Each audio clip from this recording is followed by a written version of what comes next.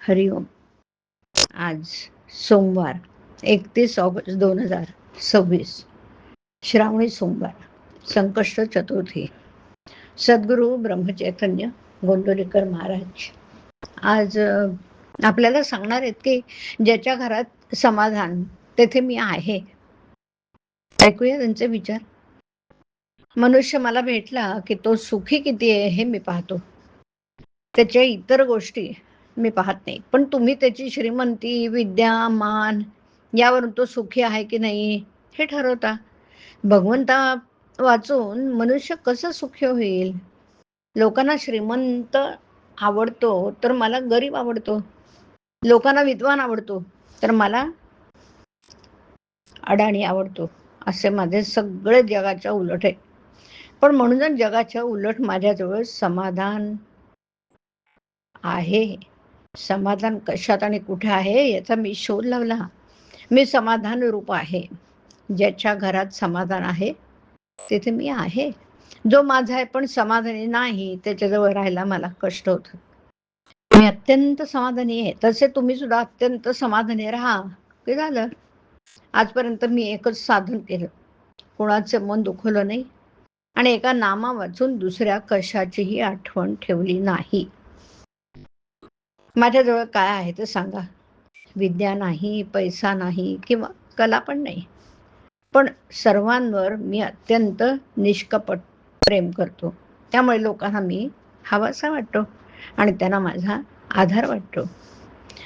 जगाचा स्वभाव मला पक्का माहिती आहे, म्हणून आजपर्यंत मला कोण काय म्हणतो हे मी पाहिले नाही.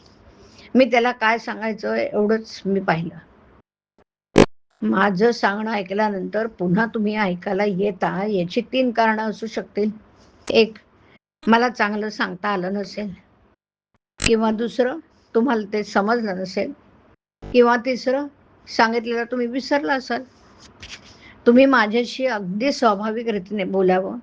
आपण आपल्या घरातल्या माणसांशी जसं बोलतो तसं अगदी आपल्यापणाने माझ्याशी बोलावं. पण माझ्याशी कोणी कसाही आणि काहीही बोलला तरी मला जे सांगायचं आहे तेच मी त्याला सांगत असतो. मी एखाद्याला सांगत असताना यानं माझं ऐकलं तरीच कल्याण होईल असं आपोआपच माझ्या मनात येतं. माझे जो ऐकेल त्याचे खास कल्याण होईल याची मला खात्रीच आहे.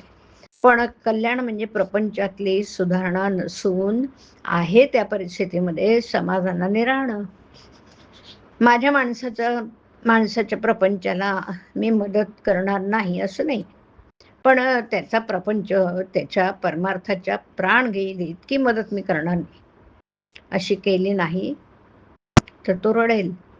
त्याची माझ्यावरची श्रद्धा थोडी कमी होईल, पण तो जगेल हे मात्र निश्चित. आणि जगल्यावर तो आज ना उद्या नाम घेईल. रोगी मेल्यानंतर त्याला औषध देऊन काय उपयोग आहे? मी एकदा बीज पेरून ठेवतो, आज ना उद्या त्याचं झाड झाल्याशिवाय राहणार नाही. आजपर्यंत मी नामाशिवाय दुसरं काही सांगितलंच नाही. जो मला भेटायला येतो त्याच्या तोंडातून नाम घेवण्याचंच माझ्याकडे लागलं. हरिओम. हरिओम तत्सत. हरिओम.